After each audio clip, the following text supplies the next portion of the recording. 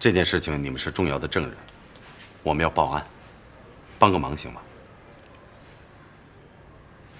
没问题。好，谢谢。呀，道来，孩子呢？他在哪儿？严重不严重啊？他没事，没事，他被人打了，是他们2位叫了救护车，把他送到医院来了。谢谢你们，是你们给我打的电话是吧？对。请问，谁是孩子的家长？我是他爸爸，这是他妈妈。请跟我来一下。好，你在这，你在这，我去。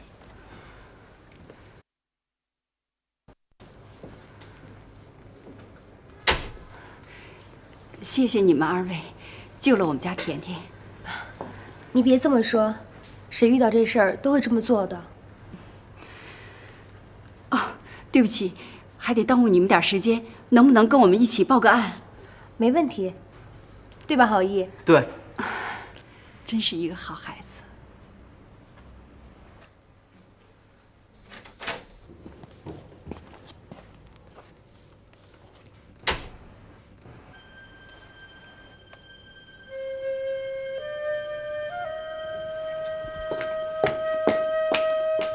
医生怎么说？怎么说的呀？啊？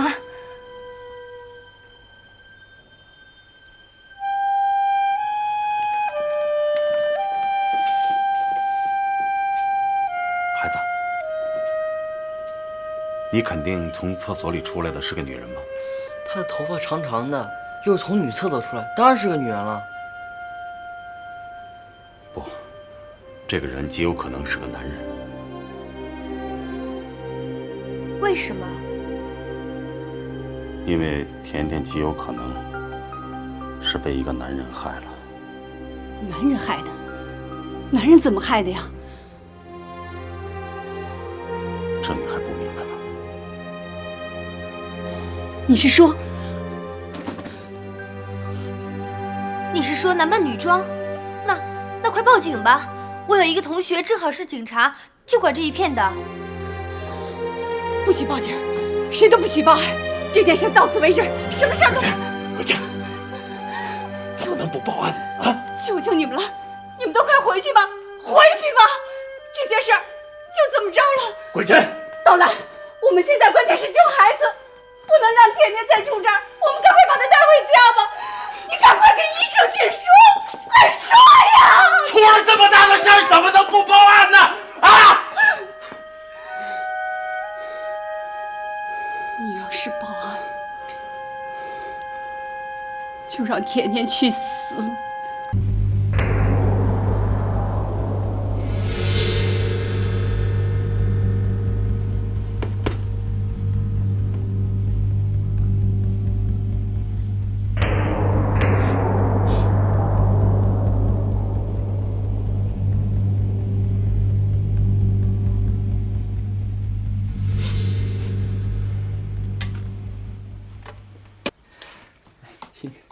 别碰我！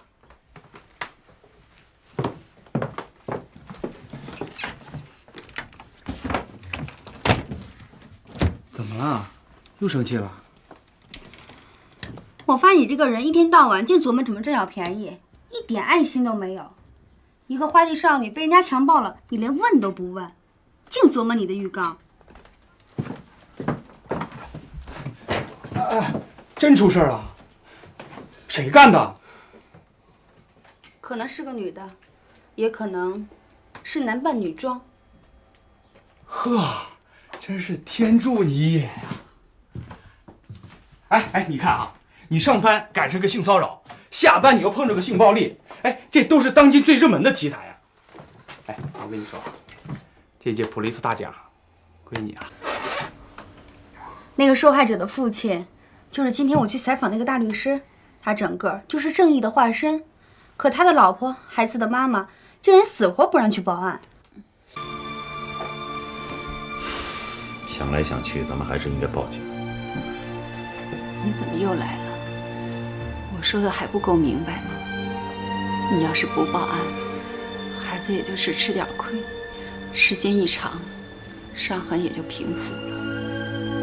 你要是去报警，孩子的一生的幸福就全完了。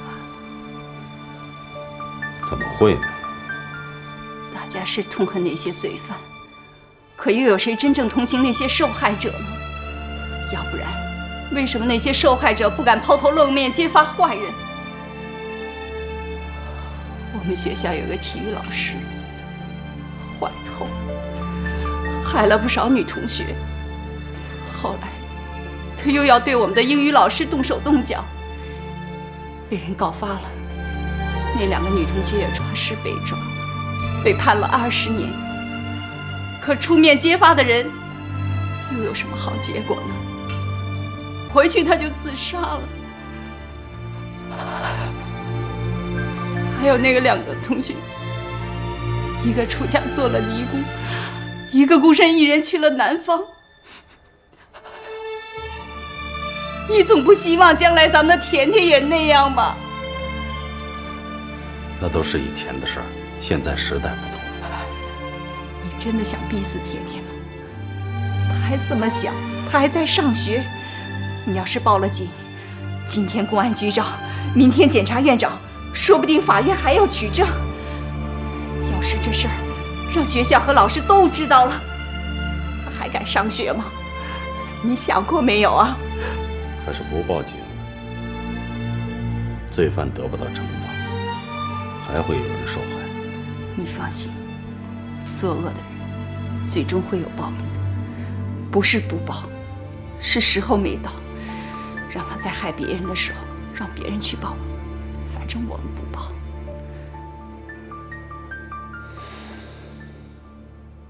你这叫什么逻辑啊？我就要保护自己的女儿，这就是我的逻辑。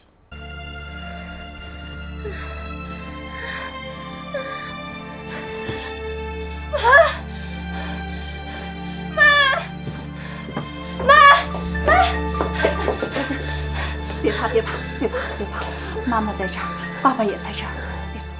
乖女儿，别怕，别怕，妈妈在这儿，爸爸也在这儿，别怕。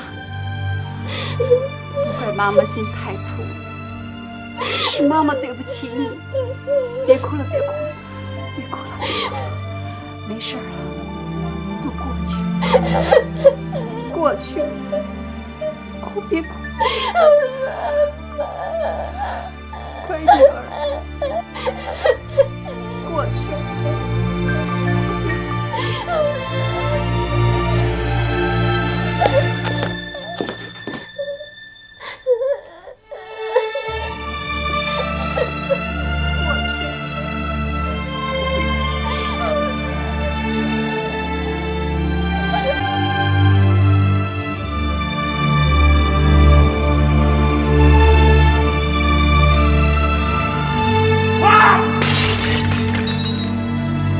一个女高中生在放学回家的路上，在公厕里，这个题材怎么样？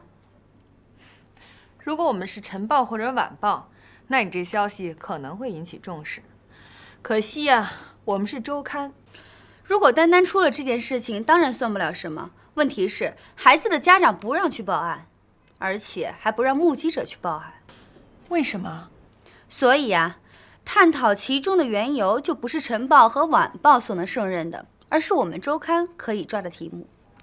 你说的是真的？当然，我就是2个目击证人之一。哇塞！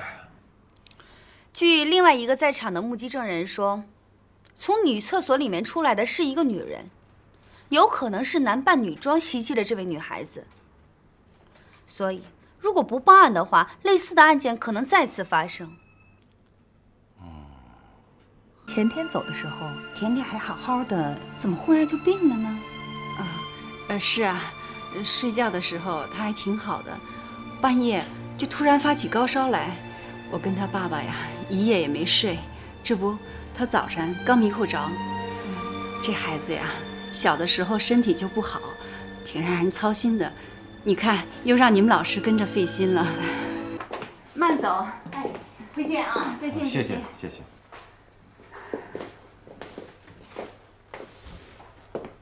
总算又过了一关。你打算把事实掩盖多久？能瞒多久就瞒多久吧。实在不行，我就不让甜甜上学了。那怎么行？要不我就给她转学，换一个新的环境。转学，你得有个理由啊。编个理由吧。实在不行，你就去别的城市去发展。现在好的律师哪儿都缺，你换了地方，孩子也就顺其自然的跟着转了学。亏你想得出来，我在这儿打下这个基础不容易。再说，甜甜已经上了高一了，转学对她有什么好处呢？这么好的学校，这么好的老师，转学你说对她有什么好处？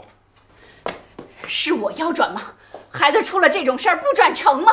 万一让别人知道了，那个姑娘还有那个同学不小心说漏了嘴，让全校的同学都知道了，你让甜甜以后怎么办啊？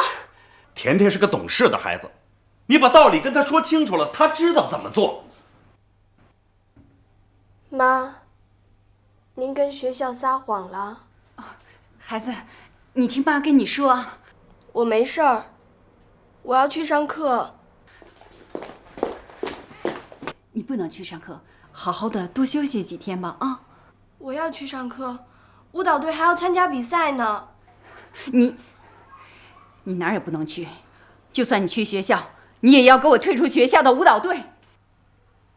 桂珍，你不要逼孩子，你也听听他的想法。我不听，你必须要按我的去做，给高老师写报告，就说面临着期末考试了，学习压力特别重，所以你要退出学校的舞蹈队。我不写，我要参加比赛。你都这样了，你还去台上丢人现眼？桂珍，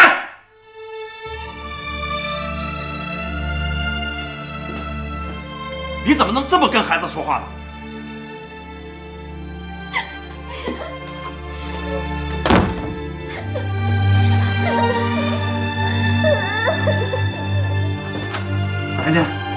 甜甜，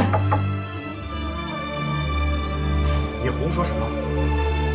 他现在15岁了，他不是个孩子了，你这不是伤他的自尊心吗？你，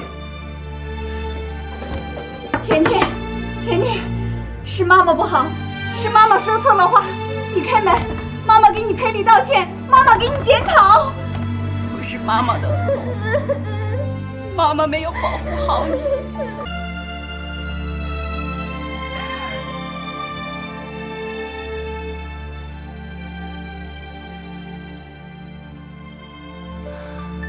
妈，我恨死那个坏蛋了，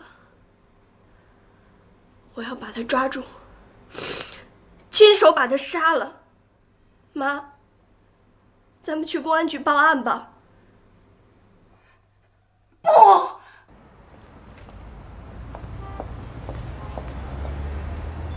哎，警察同志，向你反映一个情况。说。昨天早上打扫卫生的时候，我发现女厕所坐便旁边有一滩血。有滩血？还有，这里啊，一到晚上，有些坏小子就将厕所灯砸坏，然后他们就躲在卫生间里抽。抽什么？吸毒？不知道。这个厕所开放了，不收费了，我们只管卫生，经常能看到满地的烟头，还有锡纸和管子，就是注射用的那种管子。这可是个重要情况。你抓的这个又是个好题材呀。不过当事人的母亲强烈要求要替他保密，我已经答应他了，怎么办？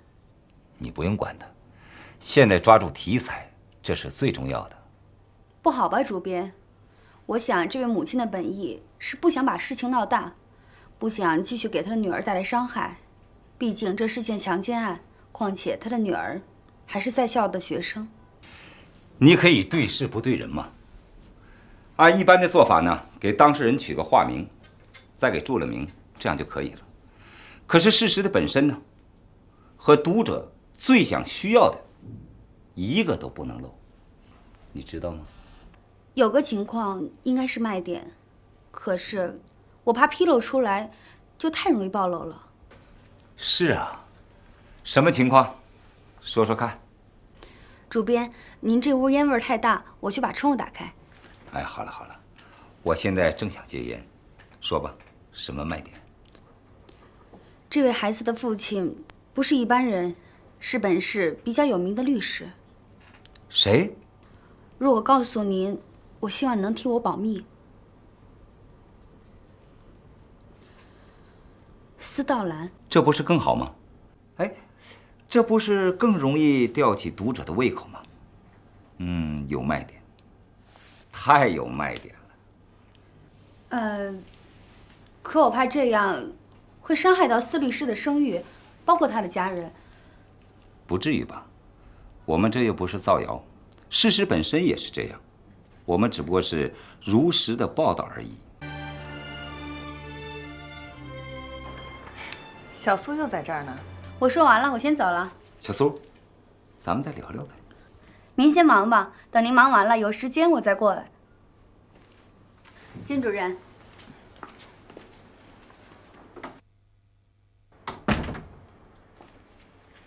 你怎么连门都不敲就进来呢？越来越没规矩了你。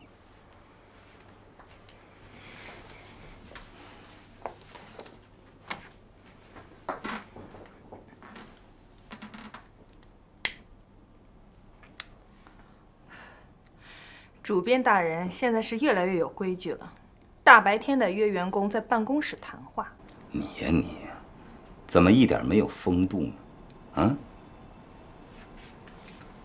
你听我跟你说，小苏是新来的，工作热情呢又特别的高，我额外关照他有什么不好的？你吃哪门醋呢？啊？我看我还是辞职吧，趁早给他留个位置。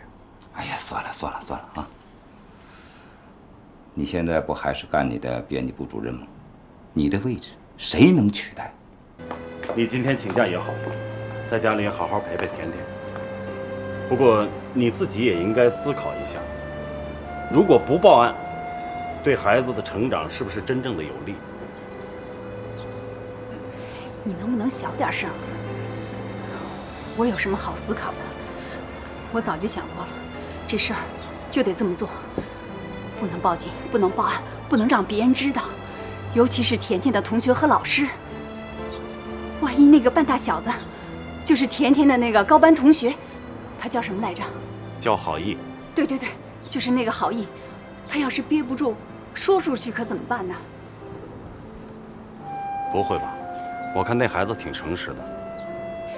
我不是说他故意要说出去，就怕他说漏了嘴。我一直担心这个。还有那个记者。你是说那个苏静？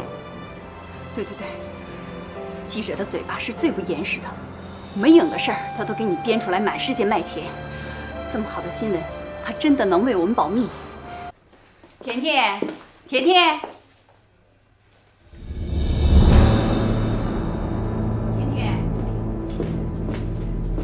甜甜，你藏哪儿了？可别吓着妈妈，妈妈可经受不住你的吓。她能去哪儿呢？甜甜，甜甜，乖女儿，你真在里边呀？甜甜，你出来，妈妈有话跟你说。甜甜。妈妈真的有话跟你说，你快出来呀！甜甜，你给我开门！你在里边干什么呢？你要不开门，我就砸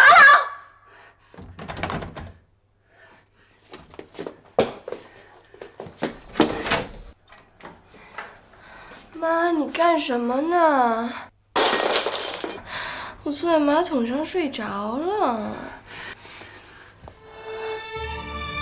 你可把妈吓死了！司律师，有位叫苏静的小姐要见您。哪位苏静？哦，我想起来了，你让她进来吧。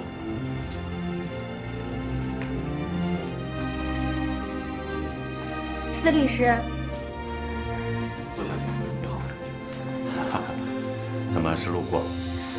可以说是路过，也可以说是特意来看望您。请坐。你喝点什么？是喝花茶还是绿茶？啊，不用麻烦了，来杯白开水就可以了。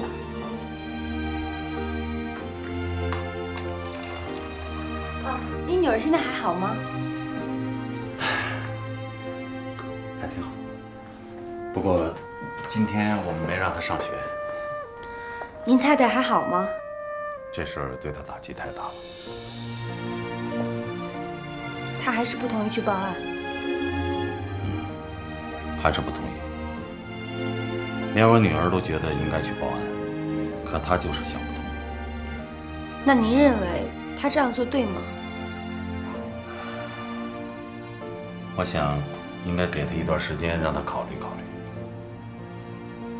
没想到像你这么成功的男人，也能受到感情的制约。哎，家家都有一本难念的经啊。对不起，这关于一个女孩的隐私，我不能跟你说。可这也关系到维护女性权益的问题呀。我想知道，从医学的角度上，司甜甜到底受到了什么样的伤害？病人的家属没有授权我这样做。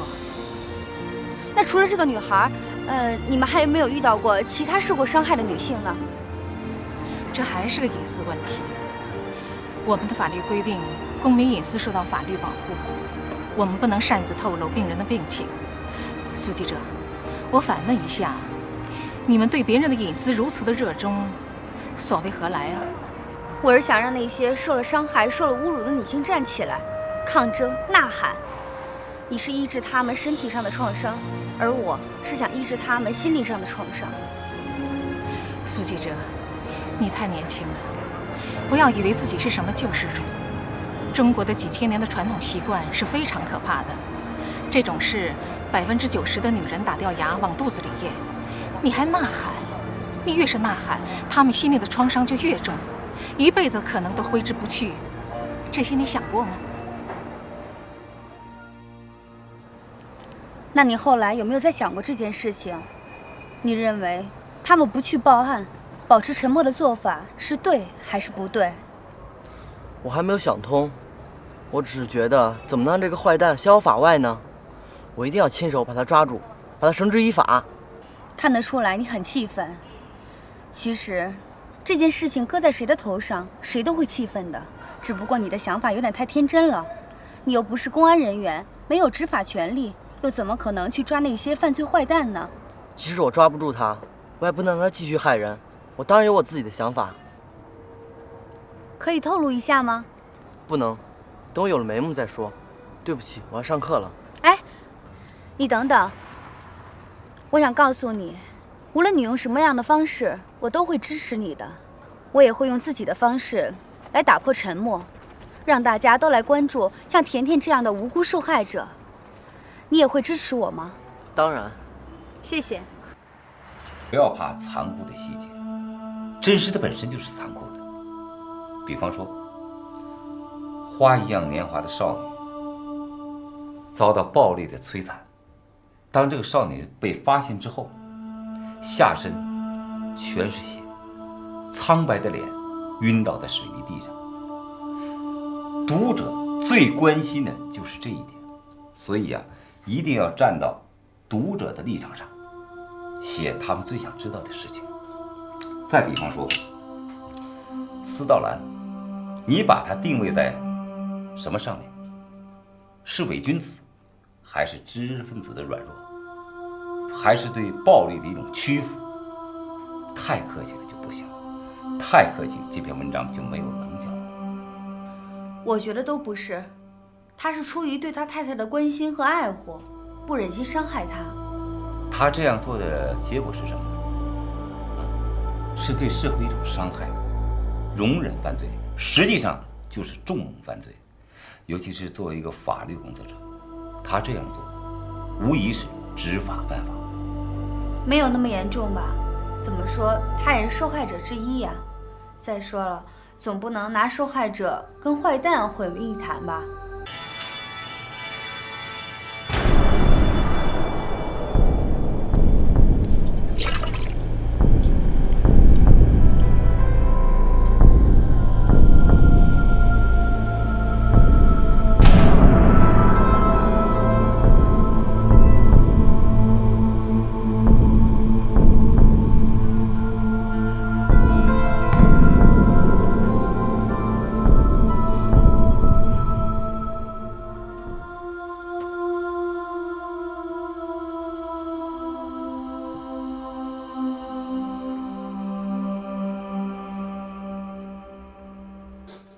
不许报警，谁都不许报案。这件事到此为止，什么事儿都没有发生，知道吗？你们都快回去吧，回去吧！这件事儿就这么着了。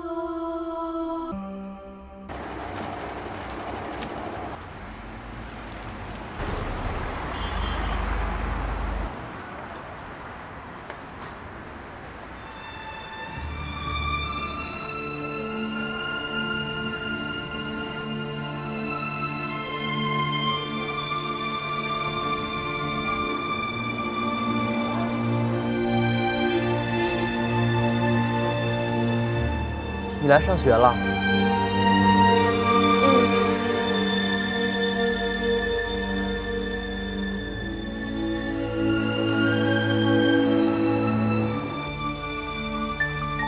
我想放弃这个选题。为什么？想来想去，我还是觉得，这的确涉及到个人隐私问题，特别是一个未成年少女的隐私。我认为，最好还是跟他们事先打个招呼，这样的话，我写起来才安心。你看看，你心又软了吧？一定要狠，不要怕揭露社会的烂疮疤。我这有几本书，你看看啊。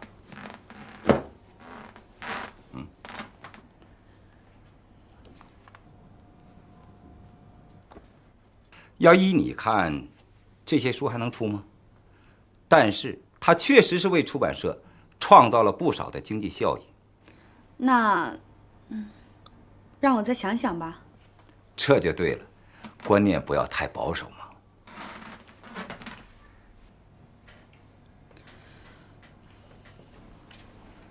你一定要学学人家西方新闻同行。哎，我给你那碟你看了吗？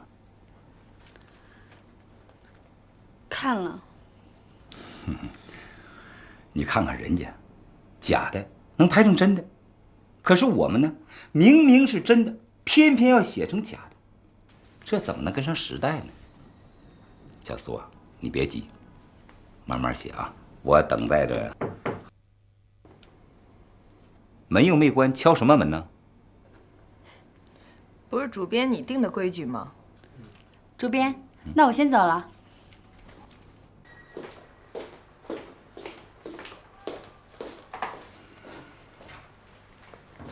司老师，管老师还是不同意去报案吗？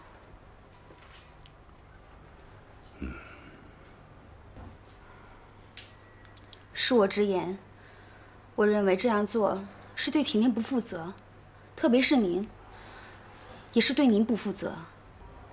你是在指责我？怎么说呢？您是一位律师，是法律工作者。可以说是捍卫法律尊严的人，而对这件事情，您却保持沉默。你可以在法庭上为一个被骚扰的女性仗义直言，却不知道用法律来保护自己的女儿，这是不是和您的律师职业道德与理想背道而驰呢？我到现在也忘不了发现甜甜的那一幕，她躺在那里，下身全是血。难道还用这种惨剧发生在其他孩子身上吗？我觉得，你要是为了甜甜负责的话，就应该去报案。不用法律的武器去维护甜甜的权益的话，那孩子可能一辈子都生活在那个阴影下面。只有法律才能给甜甜以新的生命。犯罪分子得到惩罚，正义得到伸张，甜甜的生命里才能真正得到阳光。你说的很好。桂珍，你也来听听。哦，听什么？小苏的意思是，我们要是真的对孩子负责，就应该勇敢地站出来，跟罪犯做斗争。首先要做的就是去公安局报案，在大是大非面前，我们不能保持沉默。你们今天来的目的，就是想动员我们去报案。公安局给你们什么好处了？你们这么替他们做工作？桂珍，你这叫什么话？你们要去报案，我就以孩子的母亲的身份否认这件事。孩子要是敢承认，我就不认她是我的女儿。妈，你们吵什么呀？甜甜，你向我发誓，你遇到这种事儿，到任何时候对任何人你都要否认。妈，当着你们的面儿，我再把话说一遍，谁要再让我的女儿去报案，他就是我管桂珍的敌人。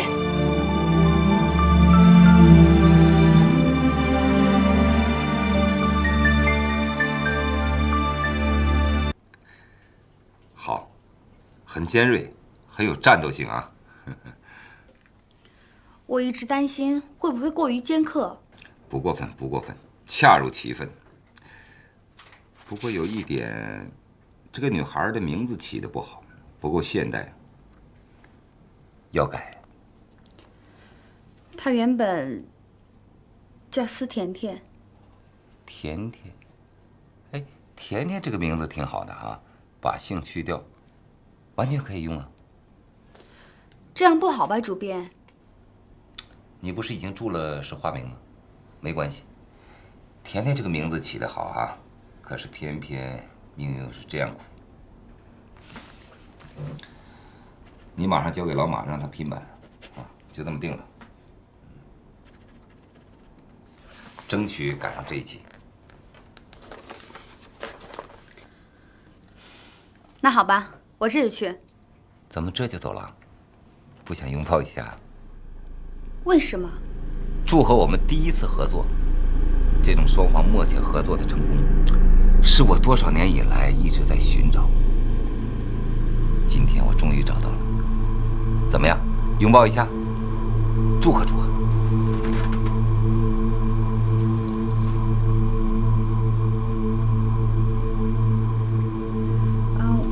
我该去发稿了。去吧，去工作去吧。甜甜，你怎么了啊？怎么好几天都没来上学呀？哎，甜甜，你要是不来，我们班上就少了一道美丽的风景线。对了，司甜甜，报纸上说有一个叫甜甜的，是真的吗？报上说的是化名吧？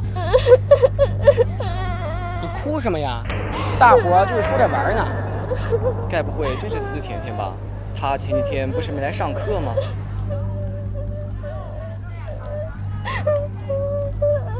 哎，甜甜，你别哭啊！是啊，我们可以保护你的，别哭啊！你们干嘛？能让人家开心啊！不要没有心肝的小人。管会计，今天报纸报道了一个叫甜甜的女孩子，而且她的父亲还是名著名的律师。你怎么说的像你们家呀？有这事儿？我就说这是巧合，完全是记者瞎编。可人家写的有鼻子有眼的。哪有这事儿？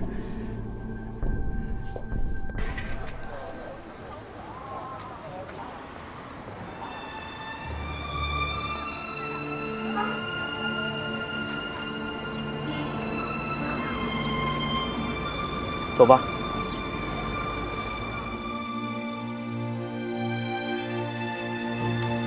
道兰，慧珍，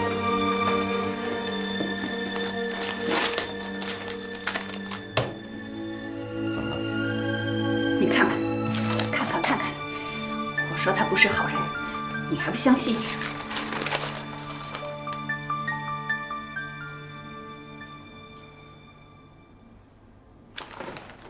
这太不像话了！不打招呼就写这篇文章，这太不尊重人的隐私权了。我们怎么办？要不要告他？可是他在这儿注明人是化名，又没有指名道姓。还没有指名道姓啊！世上有几个叫甜甜的？不是我们家的甜甜又是谁呢？案发经过，我们不打算报案的情况，还有你律师的身份，通通冲着我们家来了。你看看下面，还特别指明一位中年的优秀律师，出面打过许多有名的官司，就差点你的名了。这我们能容忍吗？你再看看下面那个记者的名字，就是那个苏静。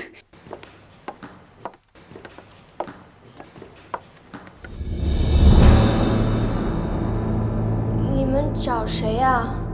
你就是司甜甜吧？我们是时报记者，你是不是在公共厕所里被人侮辱了？您别害怕，我们是接到读者的电话，所以才来的。希望你能跟我们谈谈事情的经过。你们别拍我！你们走开！你们别拍我！走开！别拍我！干什么你们？啊！干什么？别拍我！干什么你们？啊！干什么？别怕，妈妈在这儿，别怕。干什么？干什么？知不知道公民的隐私权是受国家法律保护的？我这采访一下，你干什么？给我相机！干什么？把胶卷拿出来！哎，我的相机！给我相机！我相机！给我相机！我的相机！给我相机！给我相机！我的相机！这都是那苏静惹出来的事儿。这种事儿既然发生了，越想盖越盖不住，你最后反而弄得咱们很被动。你什么意思？我还成了罪魁祸首了？孩子受了伤害，我们就是想保持沉默，我们招着谁惹到谁了？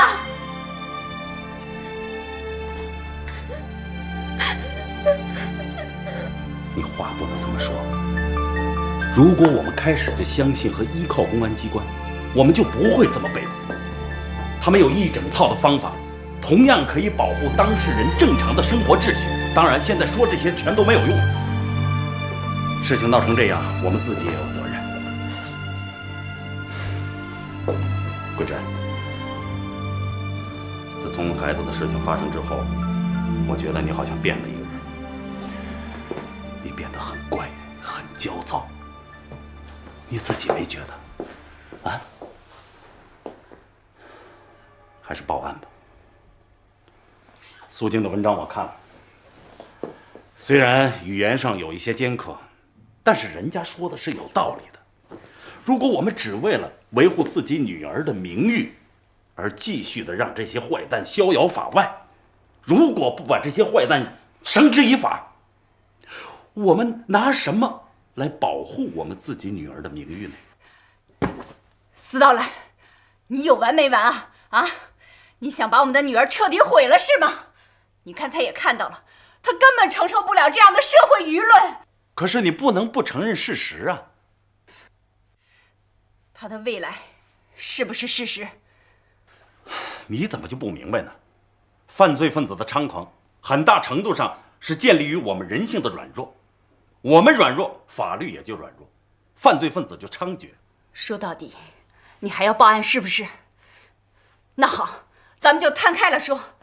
你要是去报案，可以，咱们先离婚，或者等我死了你再报案吧。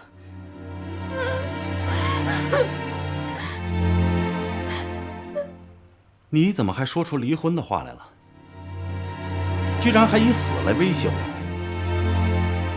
没错，我说了，只要你再谈报案，我们就离婚。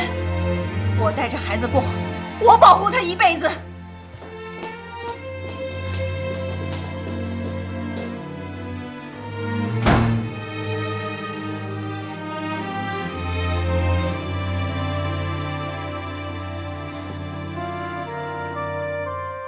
我以司甜甜监护人的身份，正式来找你交涉的。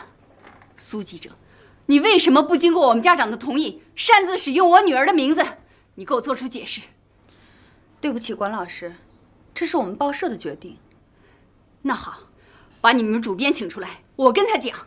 管老师，你我心里都明白这件事情的真相是什么。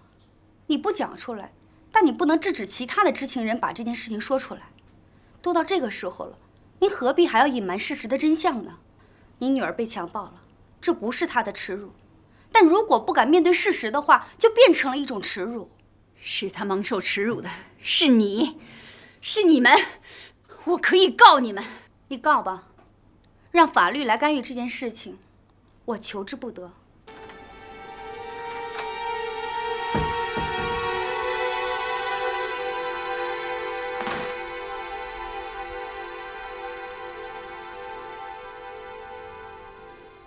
是你，管桂珍？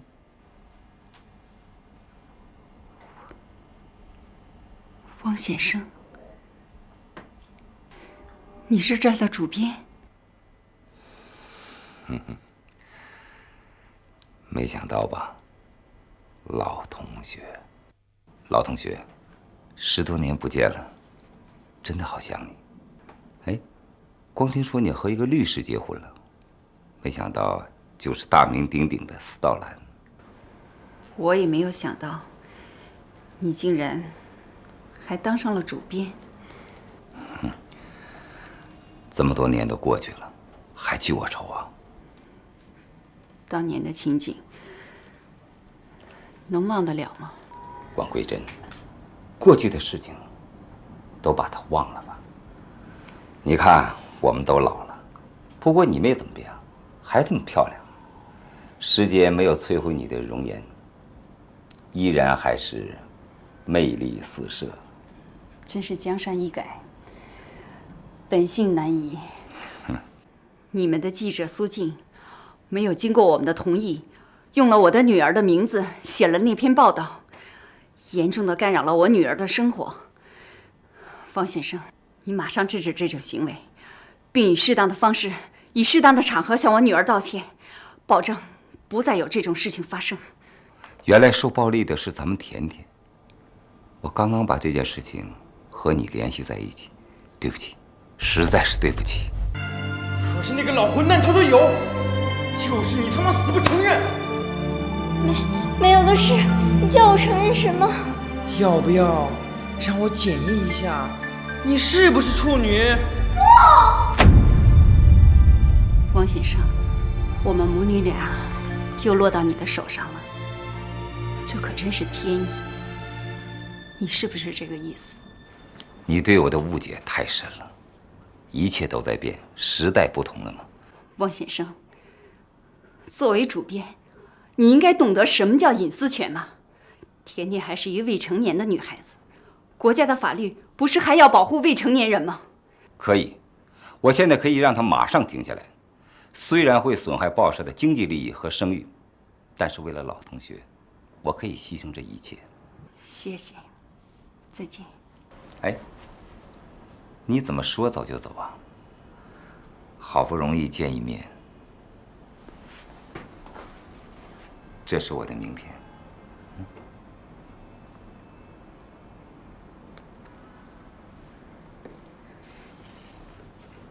汪主编，我的事情已经解决，就不耽误您宝贵时间了。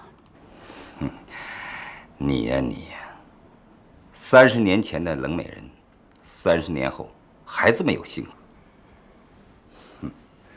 难怪呀，所有的男人都喜欢你。司道兰我倒见过几次，这个人呢很精明强干，但是还是被你制服在石榴裙下。说真的，不管怎么说呢，我们毕竟有过一段很真实的感情。汪先生，我警告你，你那时候是趁火打劫、趁人之危，我是没有办法。你为什么不说？是因为你的魅力让我疯狂了。如果我们继续好下去的话，也许你现在就是汪太太。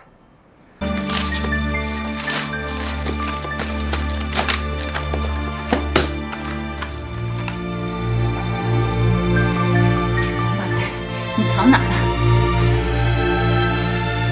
终于找着你了，你这个流氓，你这个混蛋！我要把你撕碎！我要把你撕碎！流氓！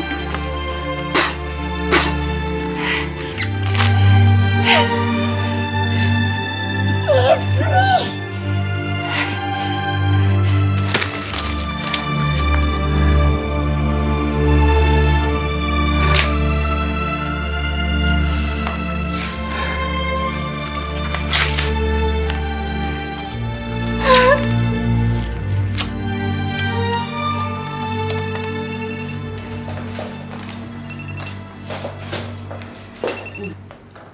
喂，爸爸，我是甜甜，我在家写作业呢，我没事儿。我是说妈妈，又怎么了？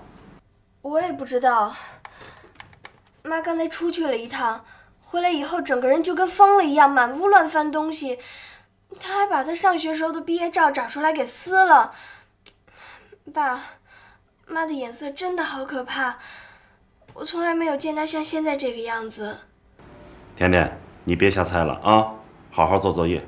哎，爸爸谈完了工作就回去。好好，哎，再见。哟，回来了啊！今天回来这么早，我马上去做饭。不用。今天我去报社，找了他们主编。哦。他们怎么样？还能怎么样？他们主编向我承认了错误，他说他马上让苏静停止对我们女儿的错误的报道。哦，他是这个态度。本来就是他们错了。这我倒没想到。这事儿我也想过了，其实咱们理由并不充分。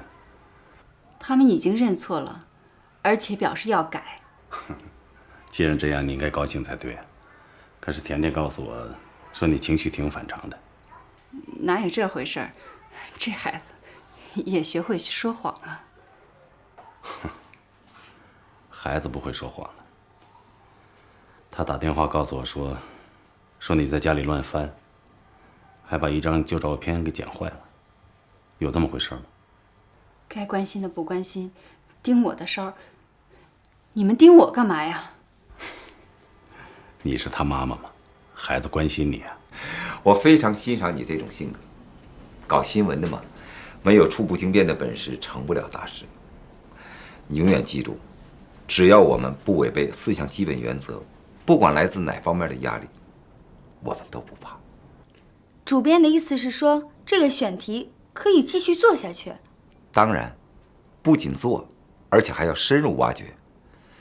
你不是说司甜甜他妈是最反对报案的吗？你知道为什么？我也搞不清楚，只不过有时候觉得他有点像小市民。哎，你可不能轻看他啊！他可是当年学校宣传队的活跃分子，还是校花呢。原来您认识他？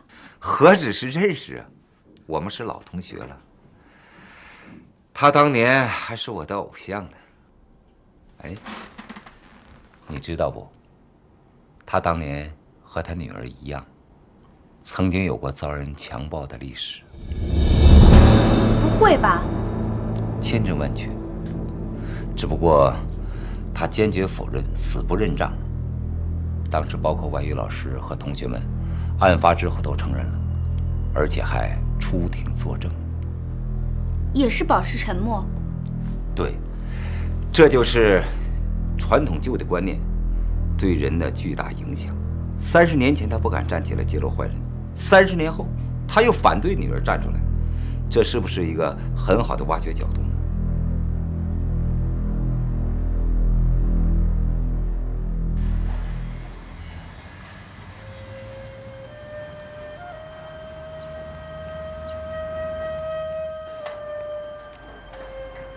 你们主编的意思是让你继续搞一下？我真希望他不告诉我这些隐秘的东西，现在反而搞得我不知道该怎么办。当然写啊！你们主编点的角度，给的题你都不写，你傻呀？这就等于不给你主编面子，你知道吗？你以后还想不想在那混了？可是这不等于揭别人的伤疤吗？又不是你要碰的，出了事有人负责就行了，你怕什么呀？我跟你说，你呀就放心大胆的按你主编的意思写下去，知道吗？好了。你们是青梅竹马吗？我们是经过别人介绍认识的。那时候我插队刚回来，在一家工厂，他在一个街道的工厂。认识之后，我们见了几面，这之后就成了。在那个时候就能看到你的今天。不是，那时候他不一定看得上我。你想，我是一个工人，家里又没有钱，连他的父母都不太同意，是我看上了他。看得出来，管老师年轻的时候一定很漂亮。那当然了。我后来听他们学校的一个同学说，他在学校是个校花。您知道管老师是不是受过什么刺激？我觉得他有点儿……你是说他那天的反应吧？这很正常，因为她是孩子的母亲。我想换了别人也会这样。我爱人很诚实，很善良，很质朴，他人很好。大夫，我好了，我想出院。怎么了？伤得这么重？嗨，自己不小心呗。你就别瞒着了。碰伤能是那种样子？再说，碰伤能伤到那种地方？啊，我来介绍一下，这是报社的苏记者，他最近写了一篇关于女性性暴力的报道。你们可以把事实真相跟他说一说，让他给你们呼吁呼吁。呼吁是一回事儿，最重要的还是去报案。像我们这样在歌厅当小姐的，怎么敢报案？我们平时见了警察都躲着走，还有自动送上门的吗？医疗鉴定都在这儿，你们还怕什么？就当花钱买了一次教训，算了。怎么能算了呢？哎，你们看看我写的报纸，就都明白了。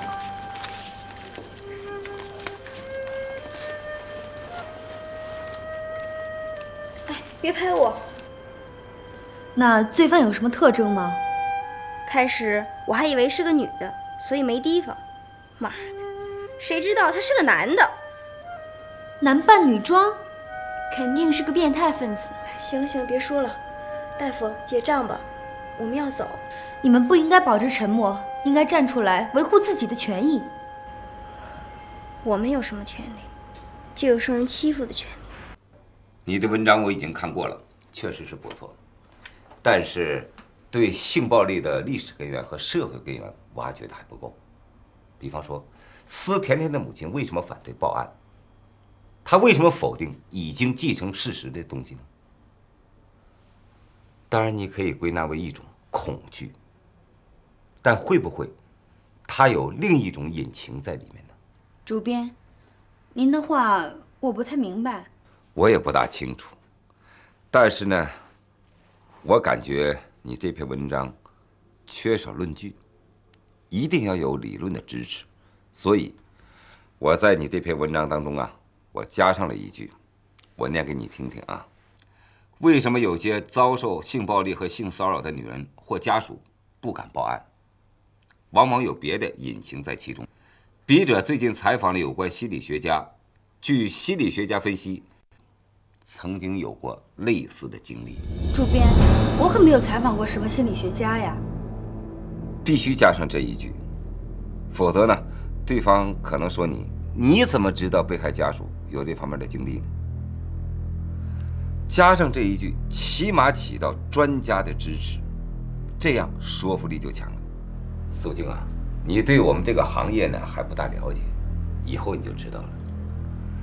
文章我看完了，你把我改的地方呢，你再看一看。下午排版，在我下班之前呢，我要看到文章的小样。好吧。哎，苏静啊，我给你看看手相啊。主编，您还信这个？哎呀，玩玩而已嘛。我看看啊，我看看你生命线。哎呀，你将会超过所有跟你有过关系的男人。我再看看你这个爱情线啊，哎呦，你爱情线嘛，爱情线也很乱啊。一个男人注定很难满足你。我再看看你事业线，事业线嘛，又细又长啊。哎呦，一直通到火星哦，啊！但是时断时续。哎呀，可是呢，你这一生都有不少男人的辅助，我真想成为你生命中的这一个。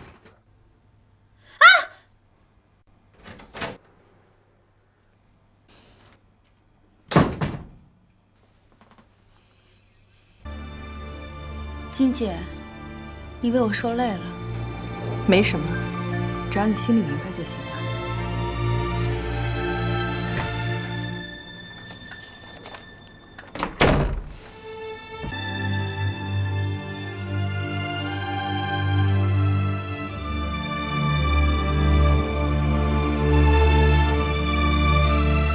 门插上。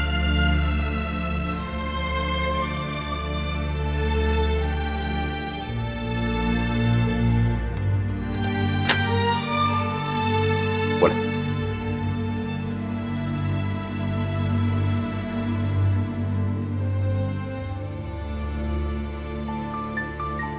脱了。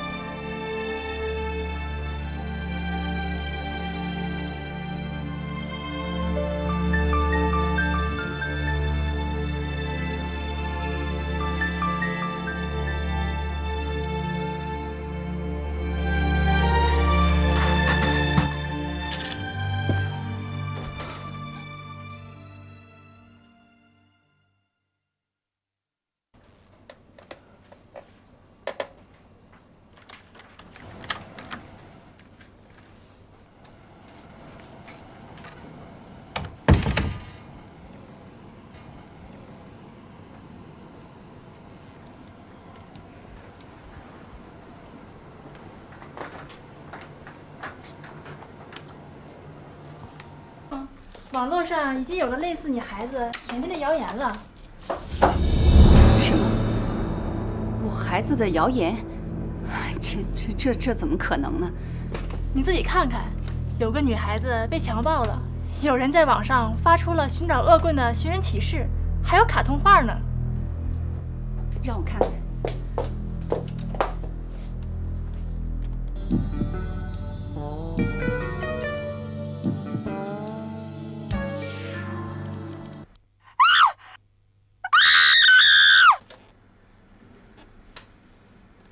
管姐，你怎么了？我没事儿，天太热，就是喘不上气来。不行，我得去医院。帮我请会儿假啊。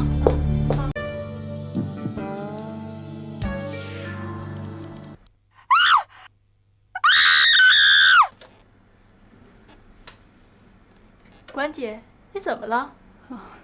我没事儿，天太热，就是喘不上气来。不行，我得去医院。帮我请会儿假啊。